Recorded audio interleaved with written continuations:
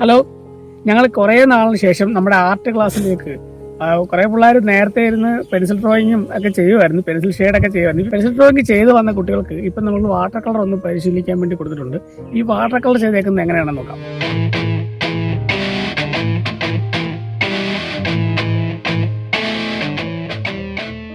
ഇപ്പം നമ്മുടെ കുട്ടികൾ വാട്ടർ കളർ നന്നായിട്ട് ചെയ്യുന്നുണ്ട്. ആദ്യമൊക്കെ ചെയ്ത് വന്നപ്പോഴത്തേക്ക് ഇവർ ഷാർപ്പായിട്ട് അങ്ങ് അടിക്കുകയാണ് ചെയ്തത്. നമ്മൾ മതിലിനൊക്കെ പെയിന്റ് അടിക്കുന്ന പോലെ അങ്ങ് അടിക്കുക ചെയ്തത്. അപ്പം നമ്മൾ ബ്രഷ് മോശമാണെങ്കിലും പേപ്പർ മോശമാണെങ്കിലും അത് ചീത്തയായി പോകും. അതിനെക്കാട്ടും നല്ലത് ബ്രഷിനകത്ത് നല്ല ബ്രഷാണെങ്കിൽ ബ്രഷിന് നല്ലപോലെ കളർ എടുക്കുക. വെള്ളത്തിൻ്റെ അളവ് നമ്മൾ കൃത്യമായിട്ട് അറിഞ്ഞിരിക്കണം. ആ വെള്ളം അത്രയും ഉണ്ടെന്നുണ്ടെങ്കിൽ നമ്മൾ ഒപ്പി അങ്ങനെ ബ്രഷ് ഇങ്ങനെ അപ്ലൈ ചെയ്ത് പോവുകയാണ് ചെയ്യേണ്ടത്. അങ്ങനെ വെച്ച് പോകുമ്പോഴത്തേക്കും കളർ നന്നായിട്ട് സ്പ്രെഡായിട്ട് നല്ലൊരു റിസൾട്ട് കിട്ടും. അപ്പോൾ വെക്കുമ്പോൾ ആദ്യം ഡെപ്തുള്ള ഭാഗത്ത് വേണം കളർ വെക്കാൻ. ഡെപ്തുള്ളതെന്ന് വെച്ചാൽ നല്ല കട്ടിയുള്ള ഭാഗത്ത്, കളറുകൾ ഏറ്റവും കൂടുതൽ ചെല്ലേണ്ട ഭാഗത്ത് വേണം ആദ്യം ബ്രഷ് വെക്കാൻ. എന്നിട്ട് കുറച്ച് കൊണ്ടുവന്നിട്ട് നമ്മൾ ആ ലൈറ്റുള്ള ഭാഗത്ത്, ഹൈലൈറ്റ് ഉള്ള ഭാഗത്ത് എന്ത് ചെയ്യണം, ഈ പേപ്പറിന്റെ വൈറ്റ് ഇട്ടേക്കണം. നല്ല ഡെപ്തുള്ള ഒരു ഇമേജ് കിട്ടുന്നത് ആ രീതിയിൽ ചെയ്യുമ്പോഴാണ്. നമ്മളൊരിക്കലും പെൻസിൽ എഴുതാൻ വേണ്ടിയിട്ടല്ല ഉപയോഗിക്കുന്നത്, വരയ്ക്കാൻ വേണ്ടിയിട്ടാണ്. സർക്കിളും ഒക്കെ വരയ്ക്കാൻ വേണ്ടിയിട്ട് ചെത്തുന്നത് പോലെ കട്ടർ ഉപയോഗിച്ച് ഈ ഷാർപ്പൺ ഉപയോഗിച്ച് ഇങ്ങനെ ചെത്തി ചെറിയ മുനയാക്കരുത്. നമ്മൾ വരയ്ക്കാൻ ഉപയോഗിക്കുന്ന പെൻസിൽ എപ്പോഴും നൈഫ് ഉപയോഗിച്ച് ചെത്തണം. നൈഫ് ഉപയോഗിച്ച് ചെത്തുക എന്ന് വെച്ചാൽ ഇത് നല്ല രീതിയിൽ ഷാർപ്പ് ചെയ്യാം. മുന നന്നായിട്ട് കാണത്തക്ക രീതി വേണം ഇത് ചെത്താൻ.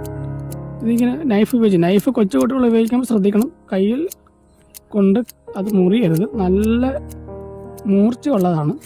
ഇത് നന്നായിട്ട് ഇങ്ങനെ ഷാർപ്പ് ചെയ്യണം. പിന്നെ മുന ഇങ്ങനെ ഷാർപ്പ് ചെയ്തെടുക്കണം. ഇത് നമുക്ക് നന്നായിട്ട് ഷെയ്ഡ് ചെയ്യാൻ പറ്റും. നല്ല ഷാർപ്പ് ലൈൻസ് ഇടാനും പറ്റും. ഈ തരത്തിൽ പെൻസിൽ ചെത്തിയിട്ട് വേണം വരയ്ക്കാൻ. ഈ പെൻസിൽ ഉപയോഗിച്ച് നമുക്കൊരു ചിത്രം വരയ്ക്കും. ഇത് നമുക്ക് മോഡൽ വെച്ച് പണ്ട് കുട്ടികൾക്ക് ചെയ്തിട്ടുള്ള ഒരു ചിത്രമാണ്. അപ്പോൾ നമുക്ക് മോഡൽ നോക്കിയിട്ട് അതേപോലെ ചെയ്യാം. മോഡൽ ഇവിടെ ഉണ്ടായിരുന്നു നേരത്തെ.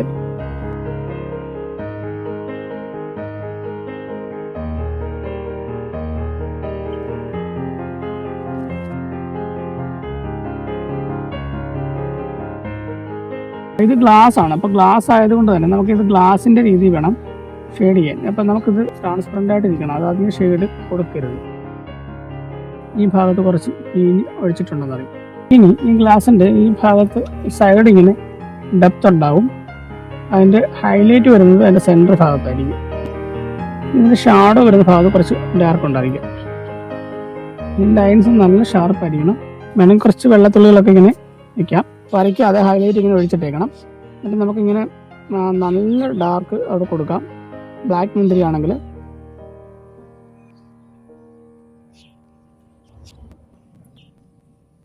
കുപ്പി ആയതുകൊണ്ട് തന്നെ ഇത് കുപ്പി ചെയ്യുമ്പോൾ നല്ല ഷാർപ്പായിരിക്കും. കുപ്പി നല്ല കട്ടിയുള്ള വസ്തുവാണ്, പക്ഷെ നല്ല ക്ലേസിങ് ആയിരിക്കും. കല്ല് പോലെയല്ല. കല്ല് കട്ടിയുള്ളതാണ്, എങ്കിൽ നല്ല ക്ലേസിങ് ഉണ്ടാവില്ല. പക്ഷെ കുപ്പി അങ്ങനെയല്ല. കുപ്പിക്ക് നല്ല ക്ലേസിങ് ഉണ്ടാകും. അപ്പോൾ ക്ലേസിങ് ആയിരിക്കും. ഇപ്പോൾ കുപ്പിയുടെ അടപ്പ് നമുക്ക് ആദ്യം ചെയ്യാം. അടപ്പ് വേറൊരു മെറ്റീരിയലാണ്, അത് പ്ലാസ്റ്റിക്കോ അല്ലായിരിക്കും. അപ്പോൾ അത് ആ രീതിയിൽ ചെയ്താൽ മതി. കുപ്പിയുടെ ഹൈലൈറ്റ് വരുന്ന ഭാഗത്ത് കൃത്യമായിട്ട് വൈറ്റ് ഒഴിച്ചിട്ടിട്ട് ബാക്കിയുള്ളടത്ത് നല്ല ഡാർക്ക് ചെയ്യണം.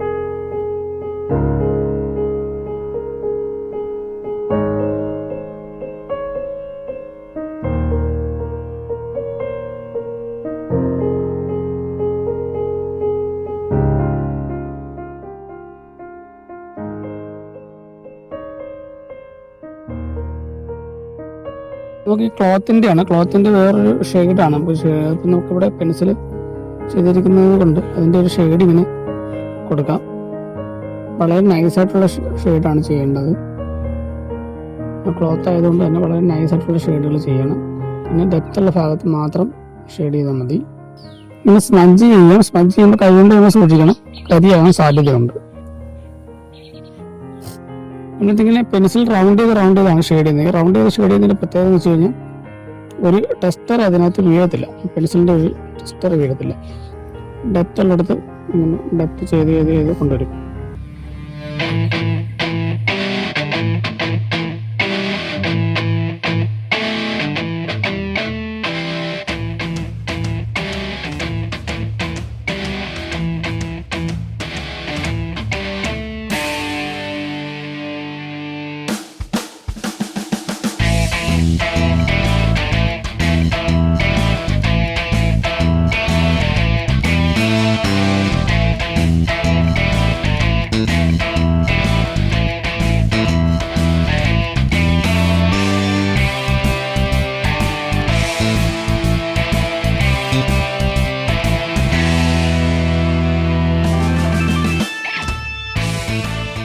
അതുകൊണ്ട് നമ്മളിപ്പോൾ ഒരു പേപ്പർ എടുക്കുമ്പോൾ അവിടെ എവിടെ കമ്പോസ് ചെയ്യണം എന്നുള്ളതാണ്. ഇപ്പം നമ്മളിപ്പോൾ ഒരു പേപ്പറിൻ്റെ സെൻറ്റർ ഭാഗത്തായിട്ടാണ് ഇത് കമ്പോസ് ചെയ്തേക്കുന്നത്. ഇപ്പം നമ്മൾ ഇങ്ങനെ നീളമുള്ള ഒരു വസ്തു ആയതുകൊണ്ട് പേപ്പറിൻ്റെ ഇങ്ങനെ തന്നെ പേപ്പർ കമ്പോസ് ചെയ്യണം.